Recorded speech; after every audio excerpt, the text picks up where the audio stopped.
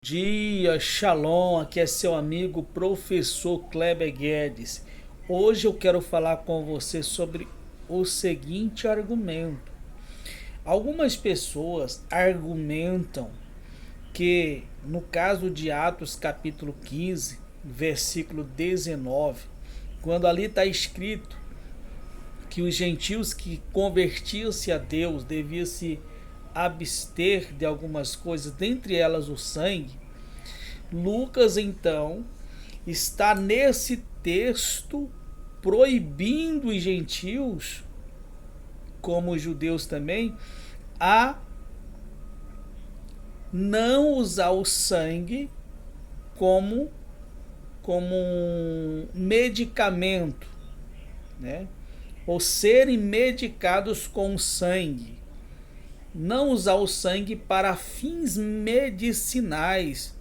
Você acredita que tem pessoas que diz que Lucas então está usando o seu conhecimento de médico, né, para trazer essa informação às pessoas, uma vez que Lucas é um servo de Deus, né, um conhecedor das escrituras, conhecedor ali da pouquinho da história dos discípulos de Jesus, certo? E conhecedor do, dos ensinos do Senhor Jesus, então e também médico, um homem que conhecia a medicina na época e sabia, né, o que era correto se usar e o que não era correto se usar. Então Lucas, usando o seu conhecimento de medicina na época, também Lucas aqui ele usa o seu conhecimento de médico, né? E escolhe aí a palavra abster-se para que os discípulos, as pessoas que se convertiam a Deus, os gentios que se convertiam a Deus, ficassem cientes e conscientes que não pode usar o tratamento que os médicos da época já usavam, né, o tratamento de sangue, né, quer dizer que não podia usar o sangue para os fins de saúde, como finalidade de usar para tratar, para curar de alguma doença, ou tomar como uma medicação. Sabia disso, cara? Será que isso é verdade ou isso é uma heresia? Vejamos então o que Lucas ele é, ou como ele é apresentado neste livro, como ele é identificado. Vamos lá para primeiramente para o capítulo 1, de Lucas, para que você entenda, né? Olha só, Atos capítulo 1, versículo 1. Escrevi o primeiro livro, ó Teófilo, relatando todas as coisas que Jesus começou a fazer e a ensinar, até ao dia em que, depois de haver dado mandamentos por intermédios do Espírito Santo aos apóstolos que ele escolhera, foi elevado às alturas. A estes também, depois de ter padecido, se apresentou vivo com muitas provas incontestáveis, aparecendo-lhe durante 40 dias e falando das coisas concernentes ao reino de Deus. Então aqui Lucas ele fala sobre o primeiro livro que ele escreveu para Teófilo, e agora ele está aqui introduzindo o segundo livro. Então Lucas aqui ele se apresenta como um historiador, como alguém que vai narrar histórias, acontecimentos de fatos que ocorreram em sua época a respeito do Senhor Jesus. E agora Lucas ele vai narrar a história, né, dos apóstolos, da igreja primitiva. Esse é o intuito de Lucas. Então Lucas não se apresenta como médico, não apresenta aqui para instruir as pessoas, né, com relação à medicina, a tratamento médico. Esse é o primeiro ponto. Agora vamos ver quem é as pessoas que falaram, que se posicionaram, que estavam presentes nessa reunião, né? Então, se você prestar bem atenção, você vai ver ali, ó, tendo havido da parte de Paulo e Barnabé, estou lendo no capítulo 15, o versículo 1 diz: alguns indivíduos que desceram da Judéia ensinavam aos irmãos que se não circuncidar segundo o costume de Moisés, não pode ser salvos. Tendo havido da parte de Paulo e Barnabé, então nós temos aqui Paulo e Barnabé e alguns irmãos, contenda e não pequena discussão com eles, resolveram que estes dois e alguns outros dentre eles subissem a Jerusalém, né, aos apóstolos e presbíteros, com respeito a essa questão. Então, diante da discussão, é decidido que Paulo e Barnabé vá até onde estavam os apóstolos em Jerusalém para levar essa questão. Se uma pessoa, para receber a salvação, ela precisa ser circuncidado, né, e guardar toda a lei de Moisés. Então eles foram enviados. Agora vamos aqui para o versículo 4. Tendo eles chegado a Jerusalém, foram bem recebidos pela igreja, pelos apóstolos e pelos presbíteros, e relataram tudo que Deus fizera com eles. Insurgiram-se, entretanto, alguns das seitas dos fariseus que havia crido, dizendo: é necessário circuncidá-los e determinar-lhes que observem a lei de Moisés. Então, o que é discutido aqui? A circuncisão e a lei de Moisés.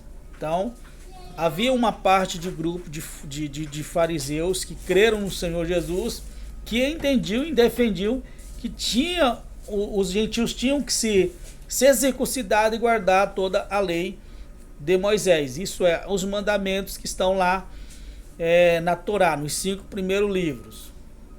Então nós vemos aqui algumas pessoas. Agora a gente vai ver quem é que falou nessa reunião. Então se reuniram os apóstolos, os presbíteros, para examinar a questão. Então, havendo grande debate, Pedro tomou a palavra. Nós temos aqui Pedro, né? Tomou a palavra e lhe disse: irmão, vós bem sabeis que desde há muito tempo Deus escolheu dentre vós para que por meu intermédio ouvissem os gentios a palavra do evangelho e crescem. Então, ora, Deus que conhece os corações lhe deu testemunho, concedeu-lhe o Espírito Santo a eles, como também a nós concedera. E não estabeleceu distinção alguma entre nós e eles, purificando-lhes pela fé o coração. Agora, pois, por que tentais a Deus, pondo sobre servis dos discípulos um jugo que nem nossos pais puderam suportar, e nem nós? Mas cremos que fomos salvos pela graça do Senhor Jesus, como também aqueles que foram. Então aqui está o entendimento de Pedro. O que Pedro está falando em outras palavras?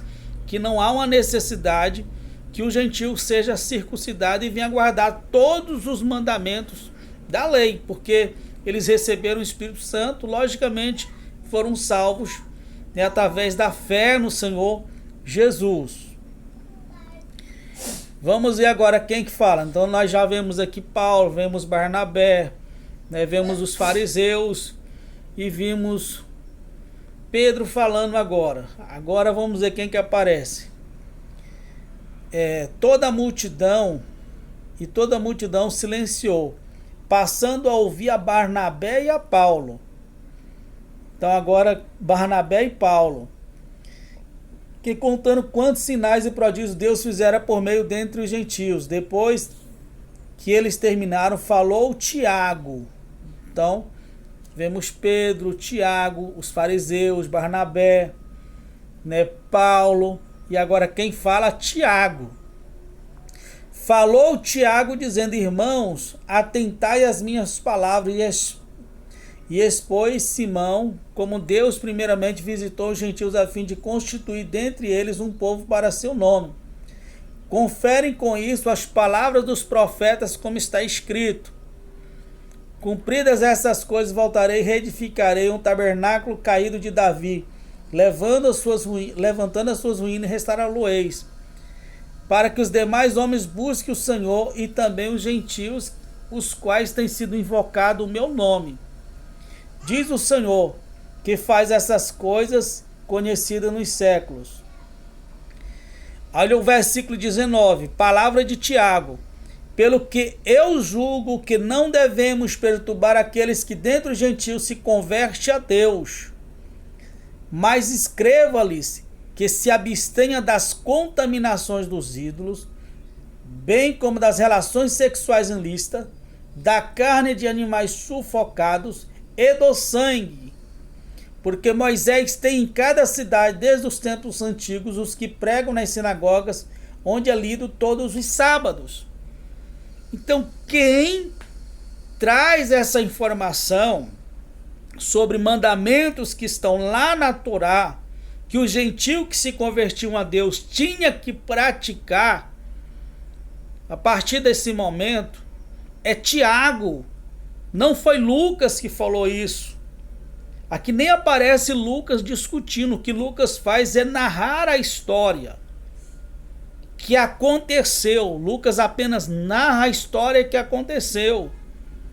Quem diz essas palavras aqui, ó, que abstenha das contaminações dos ídolos, das relações sexuais ilícitas, da carne sufocada e do sangue, quem disse essas palavras foi Tiago. Tiago que deu essa recomendação, meu querido, não foi Lucas. Então dizer, e Lucas, ele era médico, Lucas, ele sabia que não pode usar o sangue como um instrumento, né, para curar uma pessoa, como uma medicação, como um tratamento medicinal. Para com isso, minha gente, entendeu? Não coloque no texto uma coisa que não existe, né? Aqui quem falou foi Tiago. E será que Tiago aqui está falando quando ele fala para se abster do sangue, será que ele está falando de tratamento do sangue? Será que é isso mesmo?